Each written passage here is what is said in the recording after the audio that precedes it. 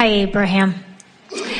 I would like help trying to understand if something is stuck in my vibrational craw. I've had a practice of therapy for about 4 years, and it grew slowly and steadily. Over that time, I incorporated some meditation classes and seminars. And then about 9 months ago, I moved from a situation where I had a very low rent and shared an office to my own office, which is gorgeous, that I manifested with a very high rent. And my intention was that I would build my business, pay for the rent, and increase my income. And I made this move before I was in alignment with this and realized afterwards. And I would like to come into greater alignment with my desire to have a thriving business. And I'd like some help with that. Well, tell us how you can be happy under these conditions. Well, and I've thought of that. How I can be happy is my husband's the main breadwinner for the family, so if I don't make a lot of money, I could do this for a couple years. So I'm not under... So I have leeway. Yes, I'm not under terrible stress. So why doesn't that boost you into instant happiness? Because I feel... Guilty because I made a bad decision. No, well, not that. I feel bad that I haven't gotten into alignment with it, but I feel like if I was making the money I made when I only paid a little bit of rent, I feel bad I'm not making the money.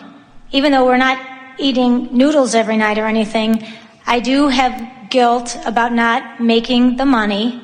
But I also feel like, well, this is a really good investment, you know, well, how doing this. How about I put myself, true, I took action before lining up the energy. So I put myself in a little bit more discomfort than was necessary. Yes. But in all discomfort, there's the step one factor.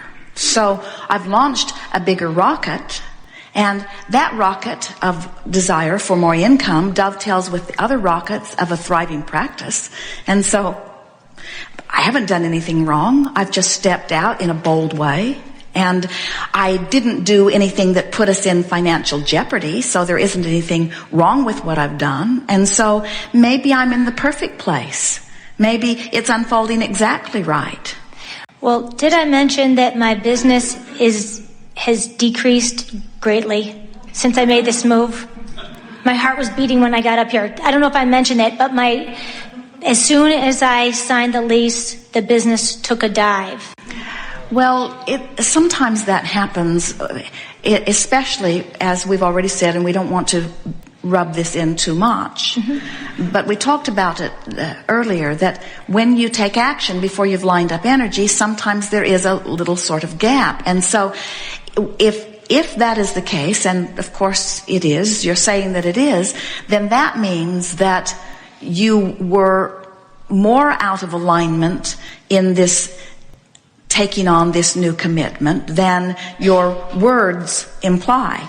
And so there's still some coming into alignment. And that's why the answer to the question, how is it that I can be happy in this situation, will serve you so well. So you say, well, it is a really good investment just in terms of real estate. It's a really good investment in terms of my business. It's a good investment in terms of letting people have a nice place to come to. It's a lovely place for me to spend time. And when I'm going to spend so much time in the place, it's nice that it's a time that feels this good. And there's nothing about this decision that is wrong in any way. I'm just in this interim place where I am allowing the manifestation to catch up with the desire. And the way that this came about, I could feel that this came into place. In other words, I had a vision for it and the universe yielded it to me. And I sensed that if I could have kept my vibration on that clean level like like it was when I attracted the place to begin with, that I wouldn't have lost any momentum and it would have continued. But so what? I am where I am. I can pick the momentum up from wherever I am. You never get into your vehicle and say, Jerry and Esther have noticed with their monster bus, it's very, very heavy. It's so heavy, in fact, that when they go through some toll booths, it won't give them a ticket because they're overweight and they have to turn around and go back through it again very slowly. Gingerly, Esther says, we'll just step over the scales. It works.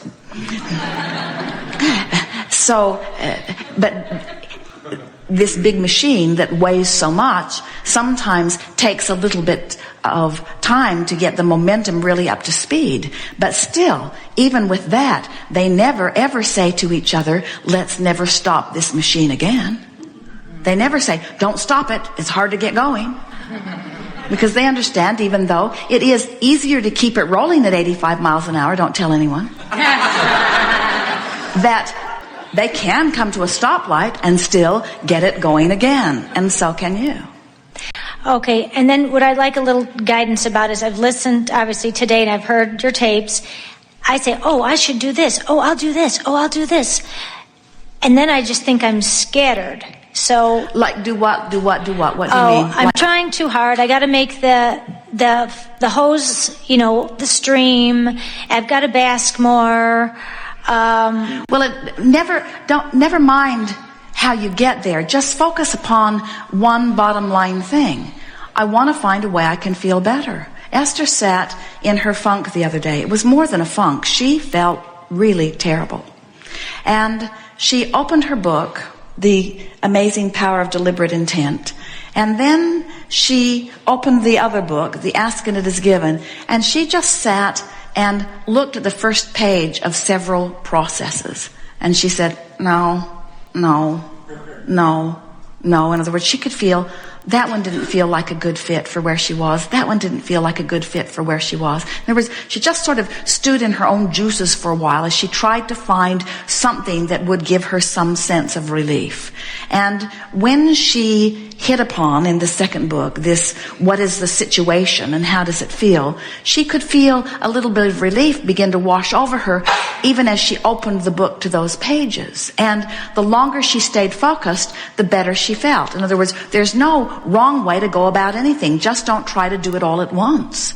Every process that we have offered, and many that are still to come, we are eternal spewers of processes. Every one of them is written with the intention of helping you to close that vibrational gap. There just isn't one that won't help you if you'll focus upon it. But all of them are not designed necessarily for right where you are on the emotional scale. So one of them will work one time and it will not necessarily work another time. It sort of depends on where you are. But you've got 15 minutes, just about any time you need to, that you can sit until you begin to feel some relief. And we know that if you understand that your goal is just to feel some relief, you can find something that gives it to you every single time. The thing that we like about the majority of the discussions that we've had here today, because this is the work, is that it might make you feel a little lonely in the sense that there's really no one taking you by the hand and leading you to your better feeling like you want your mother to do, or like you'd like a dear friend to do, or a therapist to do. It really is inside personal work. But the really tremendous upside of that is that once you show yourself 2 or 3 times only how much better you can feel just by doing the work, now you're liberated forevermore. Now you're not afraid of going somewhere. In other words, there's a tendency to step out like you did and get stung a little bit, to decide, I'm never going to do that again. Oh boy, that was unpleasant. I'm never going to do that again. And we say, we don't want you to say, I'm never going to do that again. We want you to say, I'll probably do that again, but I'm going to do it differently. I'm going to have an ear to the ground and be more aware of the way I feel as I'm moving along, you see. You are a self-empowered being. And any self-empowered being, it includes all of you, who is not applying your self-empowerment doesn't feel that good, you see. But there is nothing to fill that void. Nothing to fill that void other than becoming self-empowered. Your mother can't feel it. When she tries, you resent her. If she doesn't care enough, you resent her. If she cares too much, you resent her. If people try to help you too much, you resent them. If they don't help you enough, you resent them. Isn't that the way it goes? In other words, nobody can please you because they're not the ones that are supposed to be doing it. You're the one that is supposed to be doing it. So we see you as you begin this work. In the beginning, you say, oh, it feels so good to realize that I am the creator of my own experience. You feel liberated and exhilarated, and then you say, wait, it's all up to me. So we see you at first exhilarated about the idea and then getting all timid about your ability or your worthiness to do this, you see. And we say, oh, just jump in and figure it out and stop making such a big hairy deal about it. In other words, just jump in and make yourself feel better, and then make yourself feel better again, and then make yourself feel better again, and then make yourself feel better again. And pretty soon you'll be so liberated that you won't fear not feeling good. We don't want to teach you to be afraid of negative emotion. We want you to be pleased that negative emotion is giving you vivid indication that you're not in alignment with something that you really want. We don't see you putting very many happy face stickers on the gas gauge of your car because you don't want to see the tank read empty. Oh, it's so disturbing to see that I'm out of gas. Jerry and Esther filled up the monster bus yesterday. $785. They need a happy face sticker on their gas gauge. So you suggest I go to the books and look through the processes and look for the inspiration for which one's going to fit me on that day. In that moment. Not on that that day. Sorry. In this moment. In this moment. Okay, and then I just have another question. I've wondered, is this an issue of worthiness for me? Is this an issue of this has been a dream of mine since I was like 10 or 12. Is it an issue that I don't feel worthy, or that I don't feel worthy of my dream, or I don't feel worthy of the money, making the money? No, and no. Okay. Okay. No, I'm glad because Next question. Well, then what is it? Yeah, I guess what is it? Thank you. That's a good question. We thought it was extremely good. It is something that almost everybody does, and it is the thing that trips you all up more than all other things put together.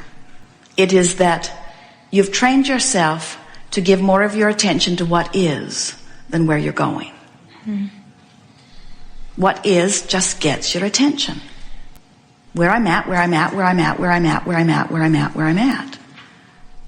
can't I find a gardener that understands that he can't put copper sulfate on my stones? Why can't I find someone who understands that he should not use that kind of chemical anywhere near my stones? Why can't I find someone who understands that they shouldn't do that? Why can't I find someone who knows better? Why can't I find somebody that really knows what they're doing? Why can't I find somebody? Why can't I find somebody? Why can't I find somebody who can plumb my washing machine so that it drains properly? Why can't I find somebody? Why can't I find somebody? Why can't I find somebody? Why can't I find somebody?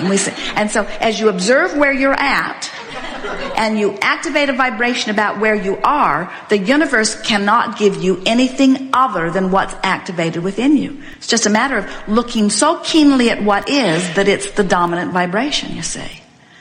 It's interesting because we see many of you, before you have any business at all, imagining one. And in your imagery, it's pure. 20 years down the road, remember? Bright, wide open, pure vibration. And then you begin framing it up in your mind. Oh, it will look like this, and it will feel like this, and people will come and we'll interchange activity on this way, and it will be profitable for me in this way and beneficial to them in that way.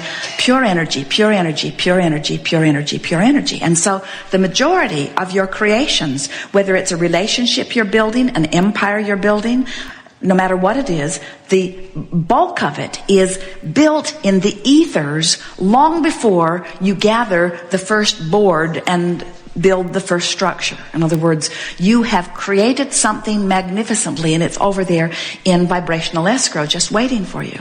So then you move into the building, and almost the moment that you move into the building, your vibration is not as pure as it was while you were dreaming it, because now you've got a building to maintain. Now you've got a building to pay for. Now you've got a building to justify. Now you've got a building that you need to do the work in order to justify being there. In other words, you want your business to catch up with your building, so to speak. And or as you get employees, then you have, in other words, it's easier to be pure in your vibration when it's all in your mind than when you've got this business that you're now focused upon.